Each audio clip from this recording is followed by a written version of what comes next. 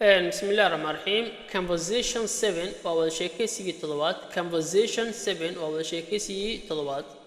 Where does halkee your schoolkaaga locate uu ku yaalaa? Where does your school locate? Schoolkaaga halkuu ku yaalaa? My schoolkayga locates wuxuu ku yaalaa the corner of the city. Geeska magaalada ayuu ku yaalaa. My schoolkayga locates wuxuu ku yaalaa the corner waa geeska of the city ee magaalada. Corner aa kan corner ama corner aa dhihi karta corner ama corner. My schoolkayga locates wuxuu ku yaalaa the corner of the city magaalada geeskeeda ayuu ku yaalaa. Corner waa gees. Is your school far? Schoolkaaga ma dheer yahay or ama near wuu fog yahay wuu dhow yahay?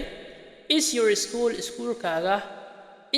schoolkaaga far ma dheer yahay or ama near wuu dhow yahay? Is your school far or near? Schoolkaaga ma fog yahay ama wuu dheer yahay? Far waa fogaan, near na waa dhowaansho.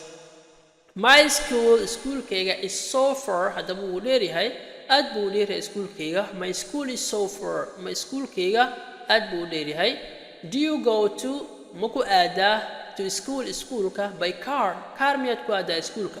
Ama car waxaa loola jeeda waa baabuur. Do you go to school by car? Baabuurka gaari miyaad ku aadaa oo baabuur miyaad ku aadaa schoolka? Do you go to school by car? Schoolka baabuur miyaad ku aadaa ama car miyaad ku aadaa? I mostly aniga inta badan go to school waxaan schoolka ku aadaa by bus baan ku aadaa, but laakiin sometimes mararka qaar I go on foot cagteeda ayaan ku aadaa. I aniga mostly inta badan go to school waxaan schoolka ku aadaa by bus baan ku aadaa, but laakiin sometimes mararka qaar I go on foot waan u lugeeyaa oo cagteeda ayaan ku aadaa. New words waa erey cusub. Locate waa ku oolid. Corner waa gees. City waa magaalo. Far waa fogaansho. Near waa dhowaan ama dhowaad. Foot waa cag. Thanks Allah.